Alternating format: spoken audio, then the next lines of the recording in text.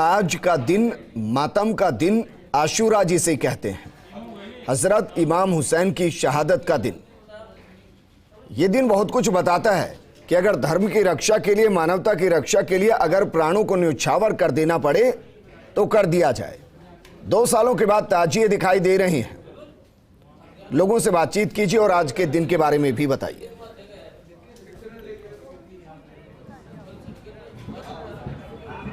विजेंद्र, देखिएगा कि अगर आज के दिन की बात की जाए तो आज के दिन को शहादत, त्याग और बलिदान जो अपने समाज के लिए किया जाता है वो याद किया जाता है। हज़रत इमाम हुसैन की शहादत के दिन आज ही का दिन था, जिसे योम आशूरा बोला जाता है। आज ही के दिन इमाम हुसैन शहीद हुए थे और उसकी वजह थी कि मानवता के लिए, अपने समाज की रक्षा के लिए और ख़ास तौर पर जो जुल्म के होता था समाज के, वो उनके खिलाफ वो लड़े थे। और उसी को लेकर आज यहाँ पे जयपुर के अंदर जो सदियों से एक परंपरा चली आ रही है, उस परंपरा के तहत यहाँ पे ताजिए निकाले जाते हैं। अब धीरे धीरे यहाँ पे ये ताजिए यहाँ पे पहुँच चुके हैं। तमाम जयपुर शहर की अगर बात की जाए तो सभी जितने मोहल्ले हैं सभी वहाँ से ताजिए आते हैं। ताजिए आने के बाद ये बड़ी चौपड़ के ऊपर हम मौजूद हैं और इस बड़ी चौपड़ के ऊपर आने के बाद यहाँ पे ढोल नगाड़े बजाए जाते हैं। चूँकि ढोल नगाड़े एक खुशी के लिए बजाने का बात होती है, लेकिन यहाँ पर खुशी के लिए नहीं बल्कि गम के लिए बजाए जाते हैं। आप देख सकते हैं कि इस ताजिए को बड़ी ही खूबसूरती से सजाया गया, लेकिन चूँकि ये गम है, गम का वक्त है, क्योंकि करबला के अंदर ये जाएंगे। वहाँ पर जाने के बाद इनको सुपुर्द खाक किया जाएगा तमाम ताजियों को। ये परंपरा सदियों चली आ रही थी। पिछले 2 सालों से अगर बात की जाए तो कोरोना था, उसकी वजह से नहीं पाया। कुछ लोग हमारे साथ मौजूद हैं। किस तरह से ये ताजिए निकाले जाते हैं, क्या चल रहा है? ये मुहर्रम चल रहा है। याद हुसैन, इमाम हुसैन साहब जो हैं वहाँ पे, उनकी याद में मनाया जाता है। सदियों से चलते आ रहा और ये पन्नीगरों का ताजिया है।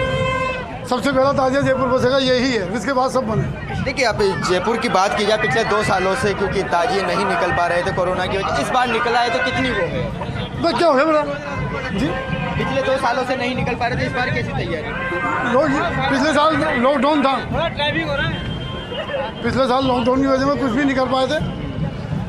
सरकार का पहला कहना मानना ज़रूरी है, उनका अभिमान करना भी ज़रूरी है, तो गनीमत है। विजेंद्र, देखिए, साफ तौर पे लोगों का ये कहना है कि 2 साल से, क्योंकि उन्होंने जो भी पर्व होता था, कोरोना महामारी ऐसी थी, सभी पर्व थे जो सामूहिक रूप से नहीं मनाए गए, चाहे किसी भी त्यौहार की बात की जाए। ऐसे के अंदर ये मुहर्रम भी था तो 2 साल के अंदर घरों के अंदर ही मनाया गया। लेकिन इस बार जब कोरोना से राहत मिली तो सभी त्यौहार हर्षोल्लास से मनाए जा रहे हैं। और यही मुहर्रम की अगर बात की जाए तो मुहर्रम के महीने के अंदर 9 और 10 तारीख को, चूँकि ये इमाम हुसैन की शहादत के दिन की इस को लेकर गम मनाने के लिए ताजिया निकाला जाता है। क्योंकि ताजिया जो होता है एक एक मोहल्ले से तैयार होता है, बाकायदा इसकी तैयारी मुहर्रम का चांद दिखने के बाद हो जाती है। एक सबसे बड़ा नज़ारा आपको दिखाना चाहते हैं कि क्योंकि सबसे ज़्यादा जो मुहर्रम होते हैं इसके ऊपर लोग बहुत अपनी मन्नतें भी लेकर आते हैं और उसको लेकर जो चढ़ावा होता है यहाँ पर चढ़ाया जाता है। आप देख सकते हैं कि ये महिलाएँ अपने बच्चों को लेकर आए हैं, यहाँ पे लेकर आते हैं। कुछ जो उनके तरफ से जो प्रसाद होता है, जो वो होता है, वो यहाँ पे लेकर ये पहुँचते हैं। ताकि एक धागा भी यहाँ पे बांधा जाता है। उस धागे के पीछे वजह क्या है?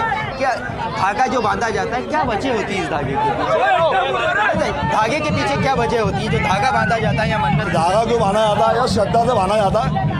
श्रद्धा हमारी, उससे बांधा जाता है। इमाम हुसैन की शहादत है, उसकी याद में बांधा जाता है। डोरी लो। देखिए, 2 सालों से ये ताजिए नहीं निकाल पा रहे थे, आप इस बार निकाले, कितनी खुशी है? बहुत खुशी है करबला की वजह से। रुको भाई, रुको, हटो।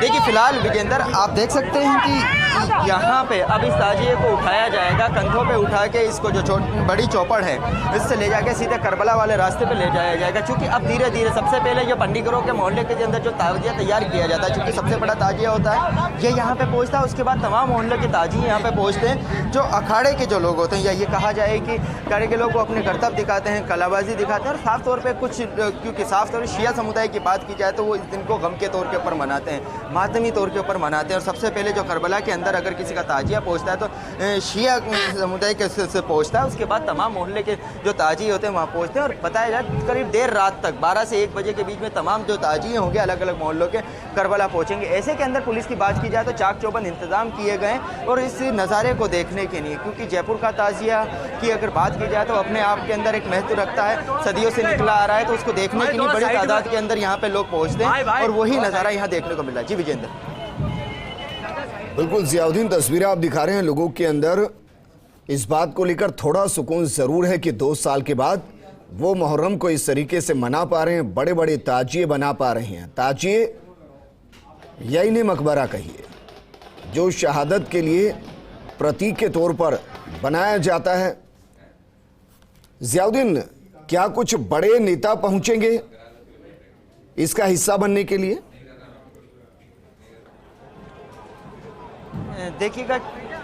देखिएगा अगर बड़े नेताओं की बात की जाए तो तमाम, क्योंकि यहाँ पे सबसे पहले होता है कि जो जज होते हैं उनको बिठाया जाता है, कौन से मोहल्ले का सबसे बेहतर ताजिया था, किस तरह से उसके इंतज़ाम किए गए और कैसा क्या रहा, उसका जजमेंट होता है। तमाम बड़े नेता तो आएंगे क्योंकि बड़ी चौपड़ के ऊपर ही सभी लोग यहाँ पे जमा होते हैं। फिलहाल अगर आप देख सकते हैं कि आसपास के अंदर सामने एक जजों के लिए एक वो बनाया गया है, वहाँ पे वो जज बैठेंगे और उससे मॉनिटरिंग करेंगे और फिर मार्किंग दी जाएगी। चूँकि हर मोहल्ले की तरफ से ये तैयारी की जाती है कि जब वो इस तरह से इमाम हुसैन की याद के अंदर जब ताजिया निकालें, उनके गम के लिए जो ताजिया निकालें तो वो उन सबसे बेहतर हो, और हर तरीके से कोशिश की जाती है। फिलहाल अब धीरे धीरे इन जो ताज़ी हैं, क्योंकि इस बार एक बेहतर इंतज़ाम ये किए गए हैं कि उन ताजियों को ले जाके सीधे करबला की तरफ भेजाया जा रहा है ताकि किसी तरह की भीड़ जमा ना हो। और इसी को लेकर आप देख सकते हैं कि यहाँ पर बड़ी तादाद के अंदर लोग मौजूद भी हैं और वो नज़ारा देखना चाहते हैं, वो ये देखना चाहते हैं कि किस तरह से उनका ताजिया रहेगा, क्या रहेगा। जी बिल्कुल जियाउद्दीन, आप हमारे साथ बने रहिए।